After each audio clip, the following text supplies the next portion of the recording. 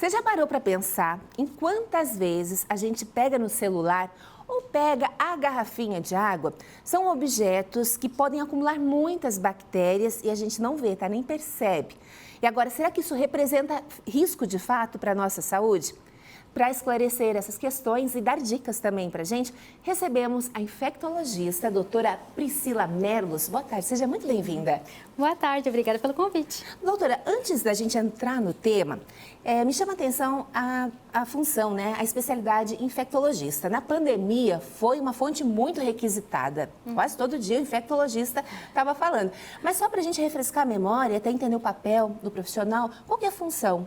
Como atua o infecto? Então, o infectologista é uma área que atua em várias frentes, assim. A gente pode trabalhar só no hospital, com controle de infecção hospitalar. A gente pode trabalhar no consultório, então a gente trata qualquer tipo de infecção, por vírus, bactérias, fungos, protozoários. Então, desde uma micose no dedão do pé que não vai embora, a uma meningite grave, uma pneumonia que não melhora, aquela infecção urinária que tem de repetição, candidíase de repetição. Então, a gente permeia várias áreas, digamos assim, tá? Ah, bem importante. Agora, esse assunto que eu lhe propus a gente falar hoje, é uma preocupação também no consultório? Sabe que não chega muitas pessoas com essa dúvida para nós? E é uma coisa tão corriqueira que eu acho que a gente nem presta atenção do quanto isso é potencialmente grave. Eu acho que essa é a maior questão. E não chega no consultório essa dúvida. Quando você me convidou, eu fiquei até pensando, olha que assunto interessante para a gente falar, porque é uma coisa que está no dia a dia de todo mundo. Quem hoje em dia não tem celular? Né? Quem hoje em dia não tem uma garrafinha, ainda mais com esse calor que está aqui em Joinville? E as pessoas não têm essa preocupação da higiene que tem que ter com esses materiais que estão sempre do nosso lado. E mesmo pós-pandemia, né? Porque Exato. na pandemia todo mundo ficou preocupado. Agora eu percebo que a gente e me incluo, está relaxando muito nisso, né? Eu vou trazer um dado, e aí é um dado científico e impactante, que é para puxar o nosso assunto, que a garrafinha d'água pode ter o mesmo número de bactérias que um vaso sanitário. Exato. A tua garrafinha de água, se em 5 dias você não higienizar, ela tem mais bactérias do que o potinho que teu cachorro bebe água, para você ter ideia. E por que isso acontece e o que a gente pode fazer para evitar? Então, assim, as bactérias, elas estão aqui na Terra muito antes que a gente, né? Bactérias são os micro-organismos de forma geral. E nosso corpo, a gente tem mais bactérias do que células. Isso faz parte de nós, as bactérias fazem parte de nós. E a gente vive numa simbiose, ou seja, de forma geral está tudo ok. Só que quando existe algum desbalanço, isso pode causar doença, tá? No caso da garrafinha, o que acontece? Quando a gente bota a boca na garrafinha, as bactérias da minha boca, que fazem parte da boca de todo mundo, elas grudam ali naquela garrafinha e elas vão se proliferando. Se aquela garrafinha tem só água, essa proliferação ela acaba sendo mais lenta, mas ela ainda continua existindo, porque as bactérias se proliferam de forma muito rápida. Agora, se naquela outra garrafinha tem isotônico, tem refrigerante, se ela tem outras substâncias que não água, que tem substâncias que auxiliam na proliferação dessa bactéria, essa proliferação vai ser muito maior. Tá? Então, basicamente, o que tem na garrafinha de água? As bactérias têm na nossa mão e na nossa boca. Agora, se eu vou no banheiro, vou ao banheiro e não lavo a mão, por exemplo, as bactérias do banheiro e do meu trato urinário vão para a garrafinha. Né? E assim ela vai se proliferando e quando eu tomo água naquela garrafa novamente sem lavar, aquelas bactérias que teoricamente já fazem parte da minha boca, só que elas têm uma quantidade muito maior, elas acabam vindo para mim. Se a minha imunidade está boa, está tudo bem, eu consigo dar conta e ela vai embora. Agora, se a minha imunidade já não está tão boa, eu não estou dormindo bem, não estou comendo bem, estou muito estressado, muito nervoso, ou tenho alguma doença realmente que baixa a minha imunidade, aquilo que na maior parte das pessoas não vai causar nada, em mim pode ser que cause alguma coisa. E pode causar uma faringite, pode causar uma amidalite, uma dor de ouvido, né? Criança, é muito comum ter também esse tipo de micro-organismo nas garrafinhas, né? E até porque eles usam muito suco, que também aumenta ainda mais a proliferação dessas bactérias. E criança é muito atópica, muito alérgica, a gente fala, né? Então, nessa proliferação, além de bactérias, também prolifera fungo, né? Mofo, né? Que é o conhecido. Perfeito. A gente traz esse assunto para você fazer uma autoavaliação. Daqui a pouco você está tendo uma repetição, né, de sintomas e a gente atribui a tantas coisas e jamais vai pensar na garrafinha. E ainda mais se divide com outra pessoa, né? Exatamente. E na criança, quando cresce um fungo, o que acontece com a criança? Ela começa a ter sintoma de alergia, o nariz escorrendo, o olho inchado e a pessoa, é alérgico ao cobertor, alérgico ao bichinho, alérgico... Mas será que não é da garrafinha? Olha só. Doutora, nessa linha, me lembrei agora da bomba do chimarrão, que também durante a pandemia, né, eu não sou gaúcha, mas sempre tomei muito chimarrão, Gladys está aqui fazendo hora. E a bomba do chimarrão, é a mesma relação, acontece da mesma forma ou pelo fato da água ser quente, muda um pouquinho? Então, é a mesma coisa, na verdade. Só que a bomba de chimarrão, a água quente, claro, diminui a proliferação, mas isso não inibe, porque tu não bebe água a 100 graus. Né? Não é uma água fervente ali, é uma água que, enfim, até por sinal o indicado é que seja mais baixo pelo risco que se tem, né? Então, é a mesma lógica, tá?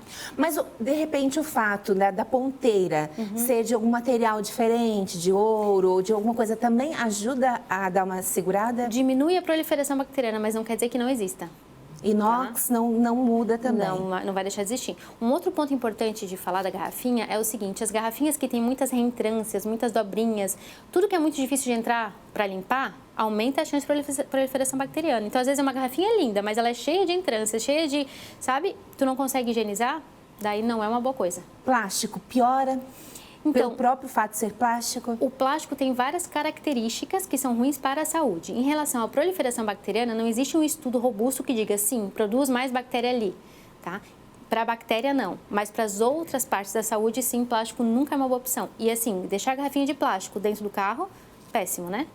Lembrar disso para a saúde, tá? Perfeito. Aí é a pergunta de milhões, né? Então, como que a gente higieniza? Qual que é a forma correta? Então, assim, ó, higienizar todos os dias. Sabe, eu vi um vídeo falando sobre isso. Quando a gente come, a gente não lava o prato, o garfo e a faca todo dia? Sempre que a gente comeu? Por que a gente não faz com a garrafinha, né? A gente acha que só porque tem água tá tudo certo. Então, assim, o ideal é higienizar todos os dias com água e sabão, como você higieniza qualquer outra coisa na sua casa. Quem é mãe, tem aquelas higienizadoras de mamadeira, por exemplo, aquelas escovinhas, isso é excelente para esse tipo de garrafa, tá? E uma vez por semana, você pode higienizar com bicarbonato. Por quê? Tira o odor e diminui também aquela proliferação bacteriana que tem ali. Então, você enche a garrafinha de água, bota uma colherinha de bicarbonato e deixa ali descansando à noite. No outro dia de manhã, só lava e tá tudo resolvido. Não tem cheiro, não tem gosto, Exato. Né? Diferente do vinagre, de repente, Isso. ou da própria que boa que muito se usou, né? Não é errado usar, tá?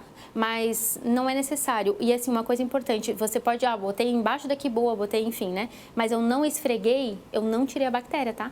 Não sai sozinha. Eu preciso esfregar, eu preciso passar uma esponja, eu preciso passar aquela escovinha, é isso que é importante, tá? Importante, Às vezes até com os alimentos a gente só coloca de molho lá e já acha que a água sanitária está fazendo todo o serviço. Falei também no celular, que a gente também está muito em contato. E o celular também, ele é muito sujo? Muito, mas ele é mais do que a garrafinha de água, inclusive, né? Porque você sabe que tem vários estudos mostrando que as pessoas, às vezes a gente acredita que aquilo que eu falei do banheiro, né? As pessoas vão ao banheiro e higienizam as mãos. E isso não é uma verdade. Na verdade, é a minoria da população que faz isso. Então, o celular da gente a gente leva para todos os lugares. E daí a gente leva no banheiro, tem gente que toma banho com o celular, não é verdade? Né? E daí você vai mantendo aquele celular cheio de bactéria. O que você precisa fazer? Higienizar da mesma forma. Você pode higienizar a capinha com água, sabão, mas o celular não pode usar água, né? Então, você pode higienizar com álcool isopropílico, por exemplo, porque álcool 70 tem uma porcentagem de água e pode danificar o celular, mas o ideal é que você faça isso pelo menos uma vez por dia, tá? Meu Deus, eu já estou aqui preocupadíssima com os meus hábitos de higiene. E latinha? A latinha de refrigerante. Tá. Algumas pessoas também comentam que lavar pode ser pior, né? Porque daí você tá só esfregando ali quando você compra e vai ali na pia e passa um pouquinho de água. Adianta ou ajuda um pouquinho? Ajuda, com certeza, tá? Higienizar com água e sabão, sem dúvida alguma, é muito melhor do que deixar assim. Água e sabão também seria o ideal? Também seria o ideal, tá? E esfregar, né? E esfregar, a gente não pode esquecer. Agora, a gente só reforçando, já que falamos em pandemia, o álcool em gel que foi abandonado ajuda a gente já a também diminuir um pouco dessa proliferação? Ajuda. Porque assim, a gente tem na nossa pele uma microbiota que a gente chama de residente, que são as bactérias que fazem parte de mim, de você, de todo mundo. E tem a transitória, que são as bactérias que eu vou pegando nos lugares. Quando eu passo álcool em gel, o que eu faço? Eu diminuo essa minha microbiota transitória e a minha residente também. Quanto menos bactéria eu tenho, menos bactéria eu vou passar para o celular, para a garrafinha, para todas as coisas que eu vou tocar, né? Então, ela é muito importante, tá? Perfeito. Doutora, existe também um ditado que diz bicho maior come bicho menor. E muitas vezes, quando a gente tem filhos pequenos, tem que deixar exposto mesmo para aumentar a imunidade. Qual que é a sua opinião sobre a nossa exposição, o nível ideal ali para manter a nossa imunidade boa? Vou te falar como mãe, tá? Eu sou zero neurótica. Eu acho que a gente precisa deixar crianças expor diante do natural. A gente tem que seguir as regras de higiene básica, né? E orientar sobre a higiene básica, mas sem nenhuma paranoia, assim. Eu acho que não tem problema nenhum a criança mexer na terra, né? Eu acho que não tem problema nenhum ela se expor à sujeira, tá tudo certo. Mas dentro da higiene básica que a gente é educado a fazer, né? E é claro, uma criança que tem uma imunidade boa, que coma bem, que durma bem, que seja tudo regulado. Uma criança com imunidade mais baixa, daí isso tende a ser um pouquinho diferente. Bem, excelentes informações, doutora Priscila Merlos. Agradeço muito a sua disponibilidade, também por falar de uma forma, né, tão direta e também de uma forma que acaba nos convencendo, né? Porque acesso à informação a gente tem, mas às vezes parece que não conecta, não faz tanto sentido. Muito obrigada. Obrigada a vocês.